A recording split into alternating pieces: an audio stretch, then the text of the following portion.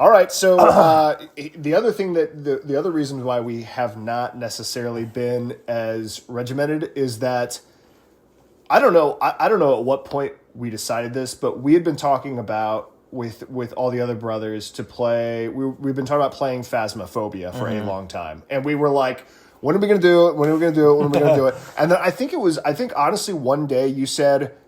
It you that said let's just go do it right now? It was like it was on. Well, I have a PC, and I think there was like a fall sale, that was Steam right, sale, and I was like, it was like $10.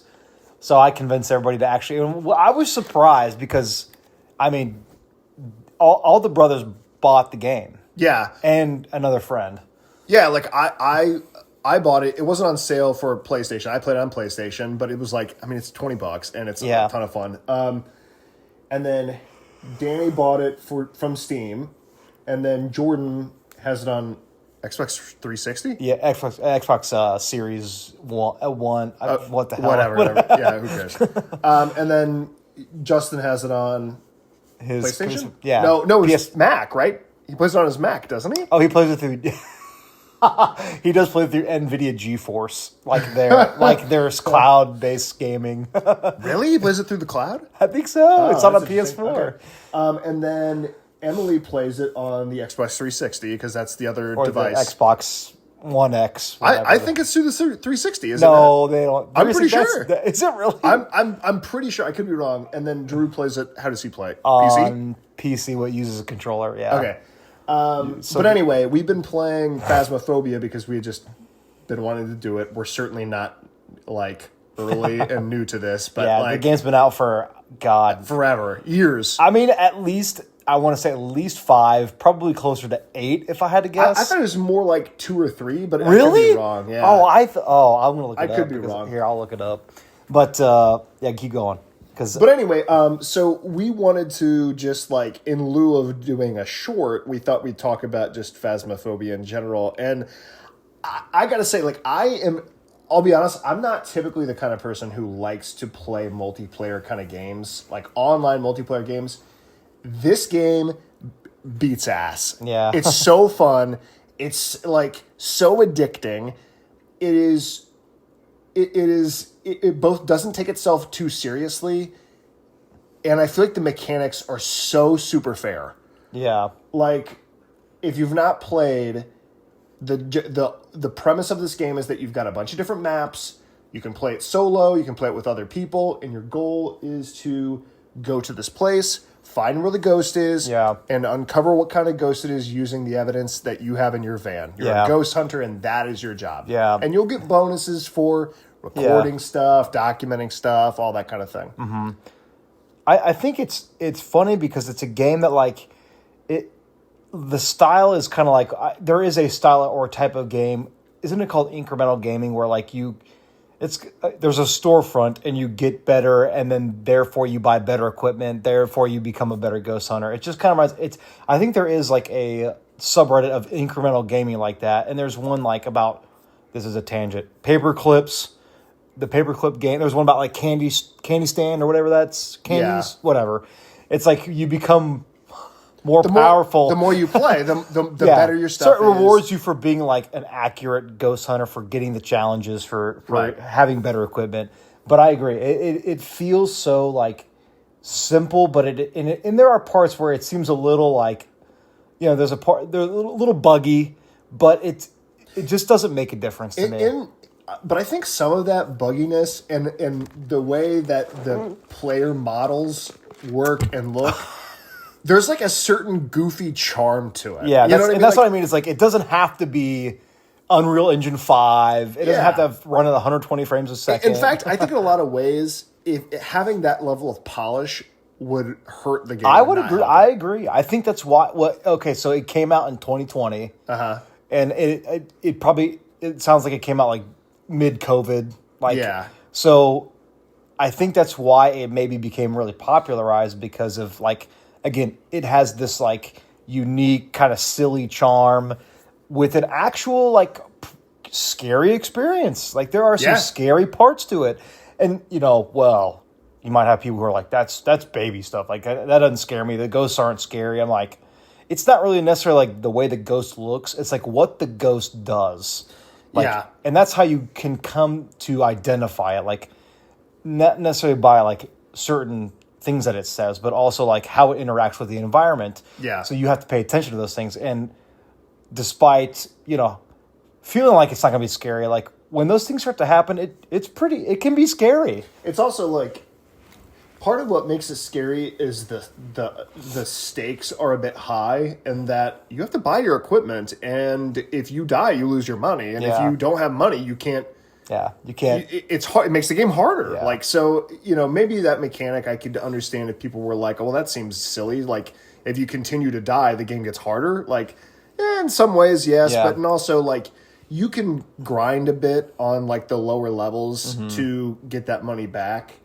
I think one thing I really like about the game is that it is difficult to master, but it's like you can jump in and have fun with it. Yeah. Like there's only a handful. There's how many different ways to gather evidence. If you're looking at like the different things you need to mark as evidence, are there 8? I think I think for evidence there are Ultraviolet 8 or 10.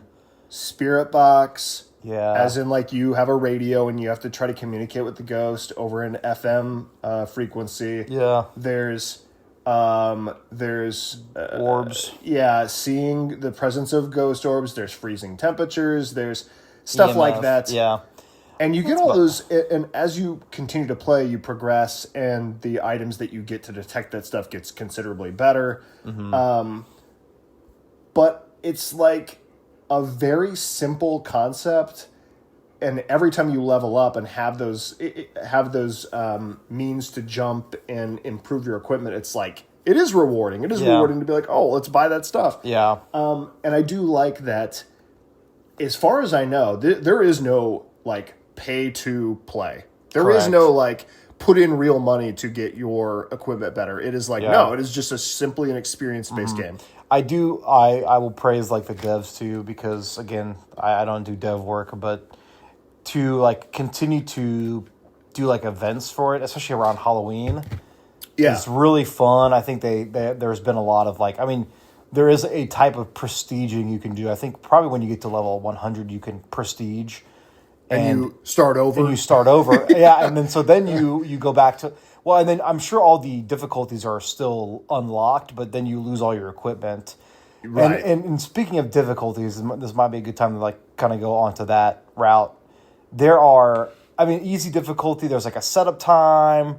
There's like a grace period. The hunts don't last very long. The ghost doesn't leave a room. It doesn't leave a room. Stays in the same room the whole time. Or you can go on to like the multiplayer and see that like a lot of the difficulty is like based on like the multiplier based on how much you make. Mm-hmm. And some of these rooms will literally have like a 12 times multiplier. Yeah. Meaning like everything is as hard as it can be.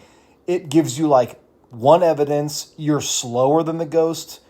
You have no sanity. Yeah. Your medication... Insanity is kind of like your gauge to see when a ghost can attack you, in layman's terms. And, there's a lot of different variables that can change. But also, like, I played a few online games with some of those people, and those people, they must play all the time because they're like... They could walk into a room and, like, do one thing and be like, okay, yeah, that's a mare. Yeah, it's a mare, or that's a djinn. Yeah, and you're like, what the hell are you talking about? Oh, it's a demon. Yeah, I think another fun element of that game is there are cursed possessions. Yeah, And there's like 6 different objects that are like cursed. We can go through them, but some of them are like it's like a summoning circle, voodoo doll, monkey paw, tarot cards, a mirror, and something else, but. It's really fun because then on a Ouija board you can use voice input to interact with a ghost, and that is just it becomes like it feels so real and funny that you can just ask the ghost ridiculous questions and it will answer those ridiculous questions. I'm not gonna go into what I read. There was one that was like, "Are you a Southern woman?" And some guy asked, and the ghost said yes, and then like. And the guy was like, "Do you like sweet tea?" And then it said yes again. It's just like, it is so funny. It's just like it's quirky. In the way that like, how do you make multiplayer stuff? Multiplayer stuff is fun because you can goof around with your friends, and it leans into it. Yeah, you know what I mean. Like yeah. I think that it strikes this balance between being a game where you have to hunt ghosts, like there is a serious factor to it, but also like it's fun. It's funny to watch your friend get like killed in a closet and then die in like in a corner, like, and I think that they know that its unpolished nature is what makes it so charming. Is that like, does it look goofy whenever your friend's character model is T-posing in a corner, like all like cockeyed? But like that's what's funny. That's the kind of stuff you do whenever you're doing like an online thing with your friends, is you goof around. Yeah, and I think I just like I think about like how it's so funny to me, and this might be another topic, but it's so funny to me like a game could be so like inexpensive. Like $20 isn't that bad for as much fun, and that's what I'm saying. Like, and I have to give a shout out to Team Cherry who made Silk Song. I'm a huge fan. $20 to play one of the best games you'll ever play in your life is absolutely absurd. And the same thing is with Phasmophobia. It's like, it doesn't have to. It's like not a storytelling game by any means, but it's like you will have, and you can play single player or you can play multiplayer with some random people. It is so goofy. It is so funny. It has scary parts. I mean, you can get that $20 of value out of that game by playing it with your friends for one night. Yeah. And like, I mean, we started playing that it was either late September or early October. I don't know how many hours I've clocked to that game, but it's a lot. Yeah. It's quite a bit. Yeah. I know that you probably played a little more single player than multiplayer. And it's like, it's a good, like there are times where it'll be lunch and I'll just like go downstairs and play like a couple rounds of Phasmophobia like on the PlayStation. I did this earlier and I meant to tell you, but like there are, with some of the different unique events that they have, I tried one of them, and one of them was at a mental asylum. Is that Sunny Meadows? It is so goddamn huge. I think it's like 69 rooms. It is so it's so massive that what ended up happening is I went there and I thought I found the ghost room 40 minutes into it. Oh my Lord. And I mean, I have the parabolic mic, which is going to tell you like where its sounds originated. Yeah. I have a headset to act as a hands-free light. Yeah. I've got an EMF so that it can tell me whenever it discovers activity. I've got, and then I have a thermometer so I can confirm whatever room it is. Yeah. I'm walking around this mental asylum, and the ghost keeps turning off the power, so I have to walk all the way to turn the power back on. And I eventually, I'm not even kidding, I played this for probably 48 minutes, and I was like, I give up. I give up. I don't know what I'm doing. And I guessed the ghost because I was like, forget it, I'm going to move on. I got the ghost wrong, and I looked at the stats. The ghost initiated 3 hunts. And you never saw I never saw it. That is hilarious. What difficulty was this? Intermediate. Okay, so like, it wouldn't have even moved rooms, I don't think. Yeah. And on top of that, I looked at how much time I spent in the ghost room. 0 minutes, 0 seconds. So you never found the room? I never even found it. And the whole time, I'm going through every hallway. It's pitch black. Like I'm like, you can kill me. I don't even care. And I'm walking up and down. I don't see anything. So I must have just not even found this room. But like, this is the kind of game where it's just fun. Like it is fun to. I sometimes the deaths can be a little cheap, but honestly, I feel like for a game that has this many difficulty settings and this many different maps and ways that you can play the game, I honestly find it pretty fair. Yeah. I feel like it's pretty fair. I agree. I think, and you can make it easier or harder. When you unlock the custom difficulty, you can make it as easy in some ways and harder in others. Like I think you can increase your speed and then just say there's no evidence. And then you could outrun the ghost probably, but then you would never guess what it is. But then the multiplier might be like 2.5 times. So then it's not as hard as like a professional level, but but I think that's cool though, because it's like, you may really enjoy the gameplay of a zero evidence run, but not like, oh, I want to max my points out. I just want to simply, like, I find that kind of gameplay fun. I'm going to tailor the gameplay to my sort of desired setting. I think the devs did a really good job of like giving you control of like, especially in custom mode, you can customize nearly every variable. Yeah. In a ghost How hunt. often the ghost moves to a different room. How often hunts are initiated. Yeah. Like even the challenge mode is very fair and also like obviously challenging, but also very like fun. And not like overtly difficult. The past couple ones, like it's a weekly thing where you get a good amount of money. Is like one mode was like audio equipment only. Oh yeah, on one of the farmhouses, and I thought it was going to be impossible. But then you kind of figure things out. Like you can see ghost orbs through like They did give you a headset with a camera. So you can see ghost orbs like that. Otherwise, you have to use the parabolic microphone to like figure out where the ghost is. Like you could use like audio equipment to figure out like what kind of noises it makes, what it moves, and then you use like your visual cues. Like does it throw a couple objects at once? Could be a poltergeist.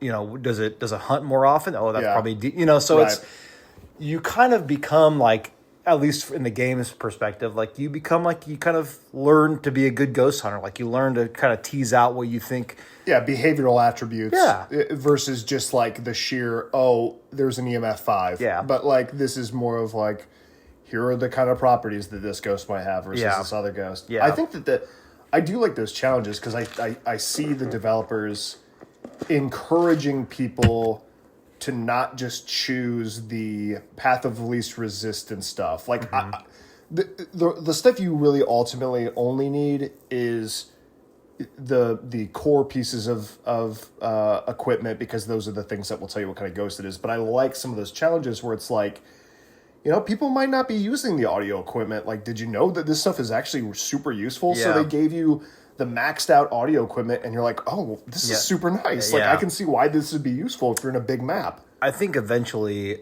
I mean, there are a lot of people who can figure out the ghost based on one evidence. Yeah. I'd be happy to get, we're kind of coming to the point where I think for the most part, we're doing pretty good even when we have two. Mm-hmm. Except if it's a mimic, because the mimic just pisses me off. Because like it could have like 4 pieces of evidence depending on if you have ghost orbs or whatever. The mimic can like literally be any ghost. I think it's the 3 pieces of evidence plus ghost orbs. Yeah. It has to have ghost orbs. But like if you get unlucky and you've got 2 of the things, you might miss the 2 crucial pieces of evidence that you need to confirm it. Yeah. And like you said, like there are different ways the ghost interacts. Like honestly, the way that you really ought to do it is try to initiate hunts more often, because the way that it hunts is often a giveaway as to what kind of ghost it is. The professional quote unquote like streamer type, what they'll do is they like what they call like smudge lock it. Well, they'll smudge the room, but they'll like lock the what they call it. I don't want to say it's a stun lock because they're not stunned, but like they walk around they'll loop it, looping. So like then they'll loop the ghost, but then you can identify how fast it blinks. If it blinks more faster, it's a Goryo, or if it if it walks real slow, it's a Deogen or Deogen, whatever. And it's just kind of like you come to pick up those things, and I think Leo. My deaf dog is walking towards the litter. Come here. Go over there, Leo. Come here. Hey, come here. So yeah, it feels like the game is paced very well. Yeah. It doesn't feel, like Aaron said, it doesn't feel unfair at all. I mean, maybe sometimes you're like, oh damn, the ghost opened the damn door and killed me. Yeah. But that's probably because it didn't. A lot of times it's ghost type determines that. Yeah, that too, but also like maybe you really didn't leave the line of sight. Did you really get away from it? Did you really turn your headlamp off? Yeah, so like it can sense electronics. Yeah. Like I know Jins do that, but yeah, I really enjoy the game. If you have never played it, I really recommend. It's been one of my favorite, like, even not from a game, but it's just been a really fun experience to play with people that you like to play games with, or like your friends or your brothers or your sisters or whatever. Your parents, even. That would be sick. That would be awesome. I don't want to like discredit. They have a VR mode that I have been wanting to try. I bet it's scary as hell. I feel like that would make the game at least 10 times more scary. Yeah. I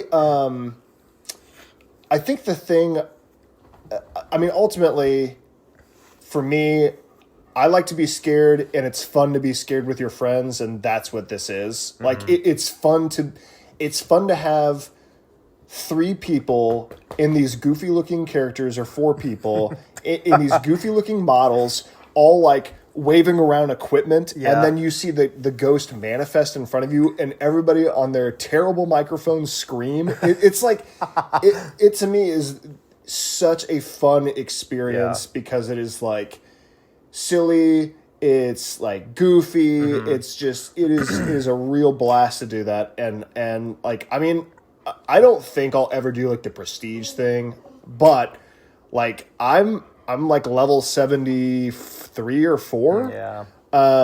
I could do that if I continue to play, but I honestly, it's just fun to do multiplayer. And I feel like even, 6 months from now, I think that those challenges will still be fun and entertaining because it's mostly like a social activity. Yeah, that's true. It really reminds me of how games used to feel like. It kind of feels like how games used to feel like when you used to like LAN together, like network together. That's what because it feels like. I mean, I think that'd be a fun experience too, but it kind of reminds me of like playing those early Halo games. Like, it didn't have to be so polished. It just had to be fun. Yeah, and it had to be fair. And there's the challenge, but it's also scary. I don't think. I honestly don't have I don't have any criticisms about the game, mostly. I really don't. Yeah, I mean, I think that it's like... I think that you can tell that this game is a labor of love to the people that made it. And I think that they're the kind of people who, at least up to this point, seem to like really respect what it is to make games like this that are progressing at a way that you're not throwing money at it and trying to... And honestly, like, I feel like even the community is, which I've not engaged with all that much, but like, I have gone on YouTube to look at like, what do you do when you're in a hunt or whatever? And the community is so nice and is so helpful and is like, I don't know, like, I don't see a whole lot of like ego about a game like this that you might see in like freaking Call of Duty or something where it's just like Fortnite. Most toxic as hell community imaginable. I think, it makes you want to. It just makes you think like how good games can be at a fair price without, being cash grabs. Like EA, take notes. Yeah, like games now are so. I mean, again, we can go on another tangent about games that require you to do that, but it's like like we've talked about how there's popcorn movies that we've watched. This is like a popcorn game. Yeah, that's kind of how I feel about it. And it is funny because, like, we watch a lot of horror movies, and there are times where it's like, I don't get scared that easily. It's very different when you are playing the game. That is a very different experience compared to watching some third party just walk through a haunted house. And especially, I know that like even on single player, it's like it kind of just ups the fear level just a little bit enough. You're just kind of like. I play down here in the dark. Well, I don't turn my lights off. If I did, I would hate it. I don't think I would like that. But like playing during the day is not too bad. But like when you play single player, like kind of at nighttime and you're by yourself, I don't know. I'm kind of a wimp, but it's a little intimidating. It is, yeah, it is. So play it. Yeah, check it out. This is not endorsed by them. Check it out. Get those ghost orbs. Ghost orbs.